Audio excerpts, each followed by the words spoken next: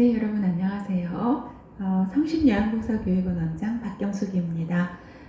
이번 시간에는 실기 부분에 해당하는 배설돕기에 대해서 정리를 해드리도록 하겠습니다.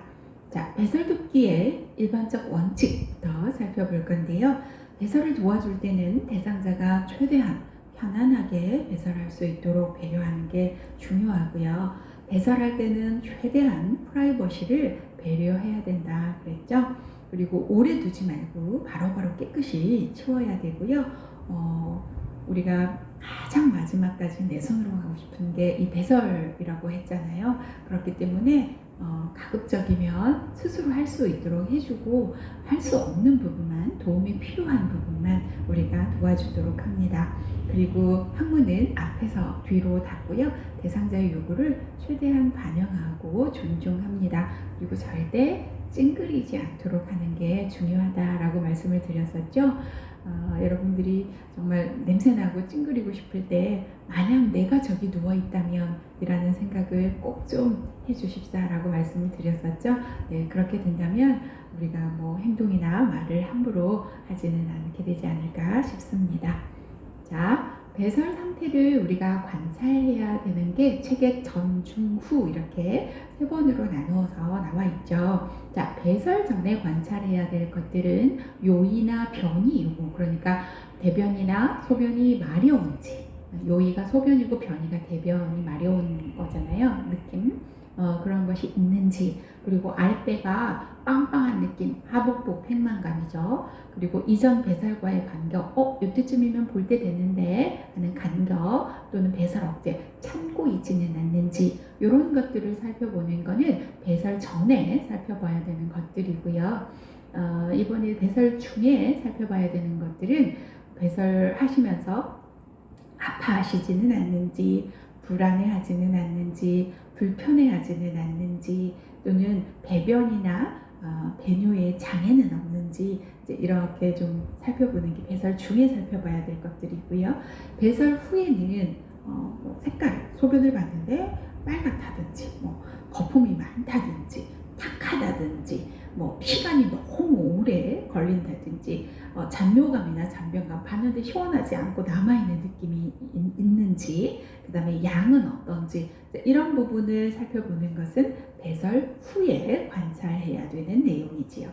자, 배설을 이제 하고 싶을 때 언어적인 표현은 화장실에 가고 싶어 이렇게 얘기를 하겠죠. 또는 대변 보고 싶어, 소변 보고 싶어 이렇게 이야기를 하겠지만, 비언어적인 표현은 끙끙거린다든지, 갑자기 안절부절 이렇게 못한다든지, 손으로 배나 엉덩이를 이렇게 가리킨다든지, 얼굴 표정이 이렇게 찡그러진다든지, 허리를 들썩들썩 한다든지, 바지를 막 이렇게 내리려고 한다든지, 이런 것들이 나타날 때는 우리가 가서 소변 마려우세요? 대변 마려우세요? 또는 보고 싶으세요? 대변 보고 싶으세요? 소변 보고 싶으세요? 이렇게 여쭤봐 주시면 좋겠죠.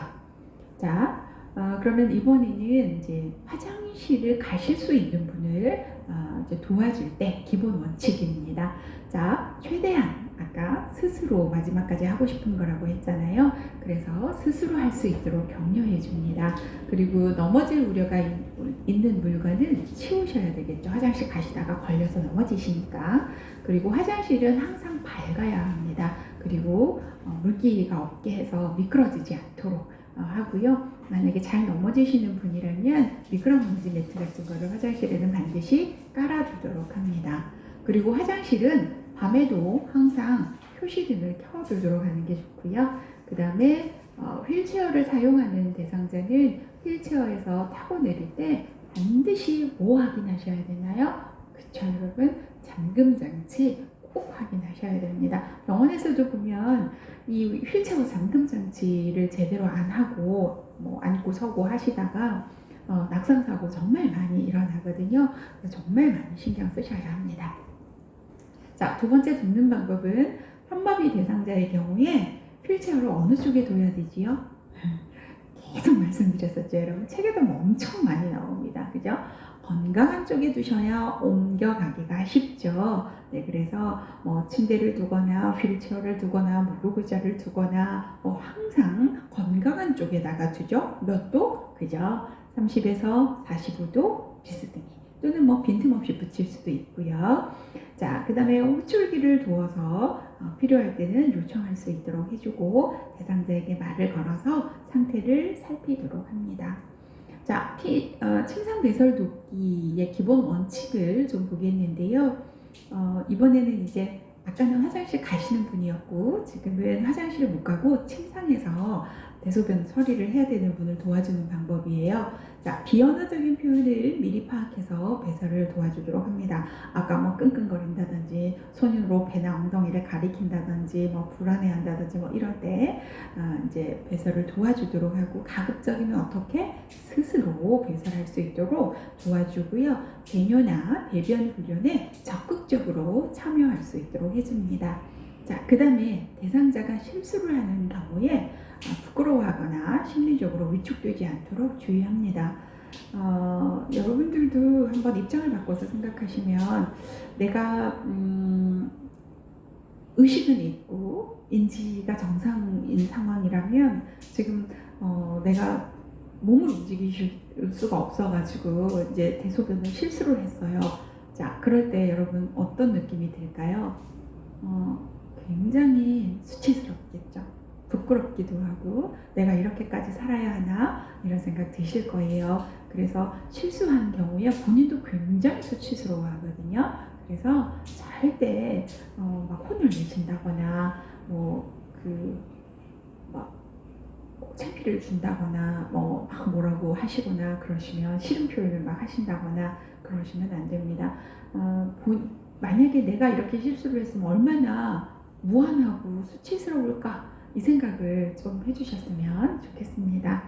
자, 돕는 방법입니다. 대상자를 확인하고요. 절차를 설명합니다. 그리고 커튼이나 스크린으로 잘 가려주셔야 되고요. 변기는 따뜻한 물로 미리 데워놓습니다. 이거 시험에 많이 출제가 됐었는데, 겨울 같은 때는 이 침상 변기가 차갑잖아요. 엉덩이 밑에 대주면 엉덩이가 차가우니까 수축해서 변이 들어가 버립니다. 그래서 항상 이 변기를 따뜻하게 데워놓는다. 이거 시험에 많이 출제되니까 꼭 기억해 주세요. 그리고 배설 시에 소리가 나는 것을 방지하기 위해서 변기 밑에, 변기 안쪽을 얘기하는 겁니다. 변기 안쪽에다가 화장지를 깔아주거나, 또는 좀 주변을 시끄럽게 하는 게 좋겠죠. 그래서 TV를 켜두거나, 또는 음악을 크게 틀어놓으면 편하게 대소변을 볼 수가 있겠죠. 그리고 대상자가 협조할 수 없는 경우에는 옆으로 돌려눕힌 후에 변기를 대고 변기를 엉덩이에다 딱 붙인 다음에 다시 똑바로 눕히면 항문이 변기 중앙에 오도록 그렇게 나아집니다. 그래서 뭐 협조를 할 수 없다 그러면 옆으로 눕힌다, 이렇게 하시면 될 것 같아요. 자, 그리고 이것도 시험에 여러 번 나왔었는데, 침상 변기를 대주고 났을 때는 반드시 침대 머리를 올려주셔야 합니다. 여러분 누워서 대변 봐보신 적 있으세요? 절대 안 나옵니다. 그래서 침대에서 누워서, 지금 이 침상 배설 돕기잖아요. 침대에서 누워서 배설을 하는 경우는 반드시 침상 머리를 올려주셔야 합니다. 그래야 배에 힘을 주기가 쉬워지기 때문에 대소변을 보기가 훨씬 쉬워집니다. 자, 그리고 대상자가 원하는 경우에 화장지라든지 호출벨 이런 거를 두고 밖에서 기다립니다. 옆에 누가 있는데 대소변이 나오겠어요? 굉장히 무안해서 보기가 힘드시겠죠? 그래서 호출벨 같은 걸 주고 밖에 나가서 있어도 되는 상황이라면 밖에서 기다리는 것도 좋은 방법이고요.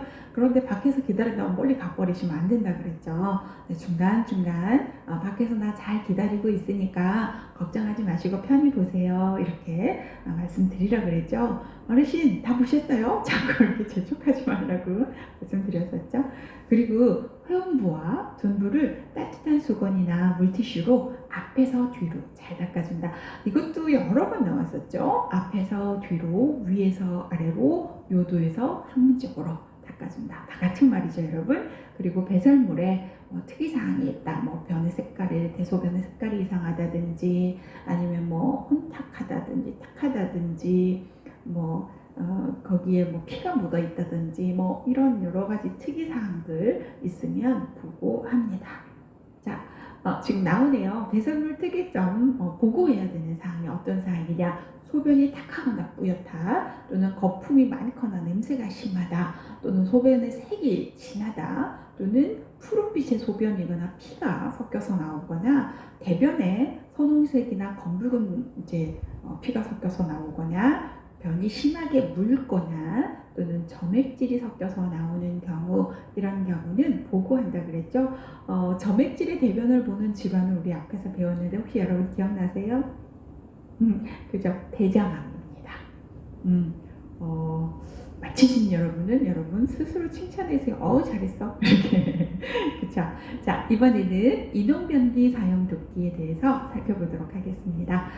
기본 원칙입니다. 미지근한 물을 항문이나 요도에 끼얹어서 변이를 자극한다. 이것도 시험에 여러 번 나왔었는데, 이제 따뜻한 물을 여기서 이제 미지근한 물이라고 했지만 약간 뜨거우면 안 되죠. 따뜻한 물을 이렇게 항문 주위에다가 이렇게 끼얹어 주면 항문 관략근이 이완이 돼서 훨씬 더 변이 잘 나오거든요.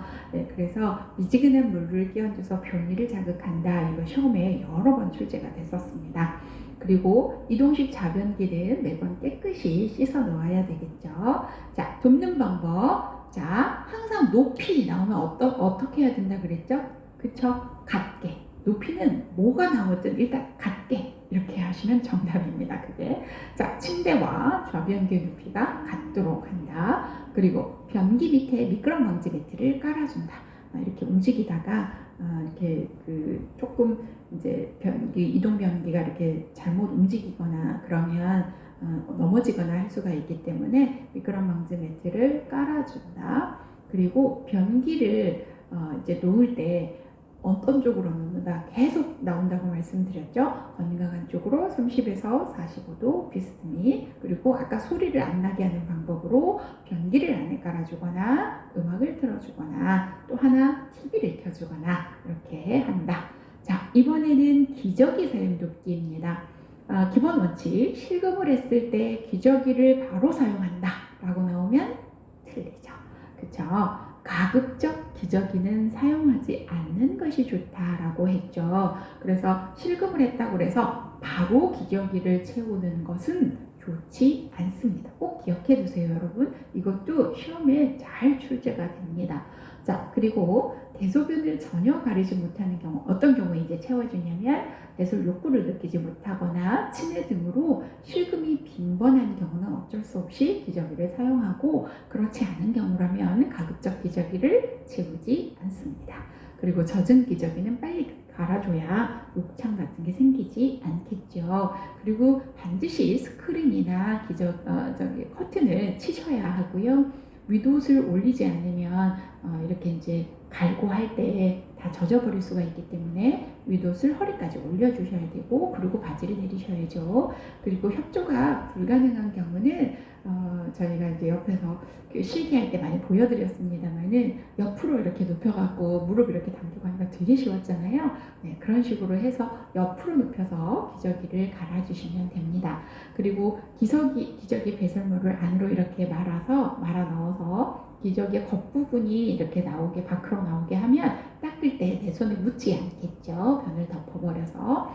그리고 회원부는 또 나오네요. 앞에서 뒤로. 그리고 젖은 물티슈로 또는 젖은 물수건으로 닦은 후 기저귀를 채운다 라고 하면 맞을까요? 틀릴까요? 그쵸? 틀리죠.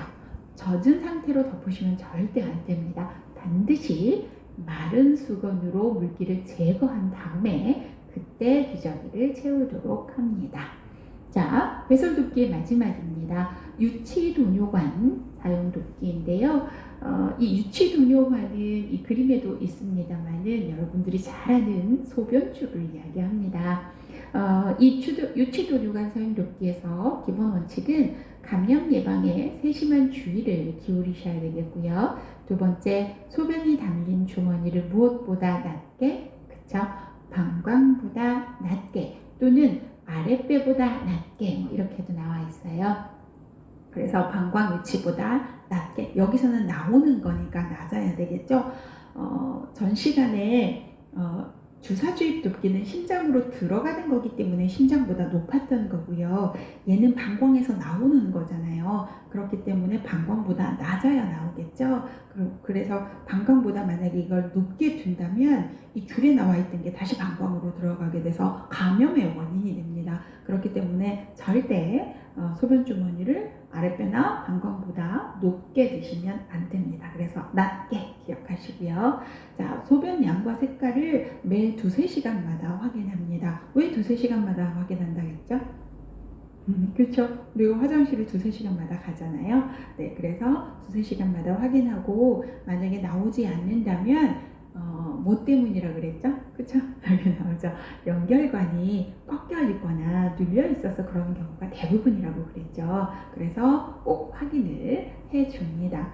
자, 그리고 침대에서 자유롭게 움직일 수도 있다. 자, 앞에 그림 봤더니 여러분 여기 끝에 이렇게 풍선이 있죠. 제가 이거 풍선 넣는 거 보여드렸잖아요. 여기 안에는 증류수를 한 7-8cc 정도 이렇게 넣게 되는데 그렇게 되면 물이 있기 때문에 뜨지도 않고요. 아래쪽으로 가라앉으면서 풍선이 이렇게 형성되어 있어서 아래쪽으로 빠지지도 않습니다. 그래서 걸어갈 수도 있고요. 침대에서 자유롭게 움직이실 수도 있다. 그래서 편하게 움직이셔도 된다. 이렇게 얘기해 주시면 됩니다. 안 빠진다고.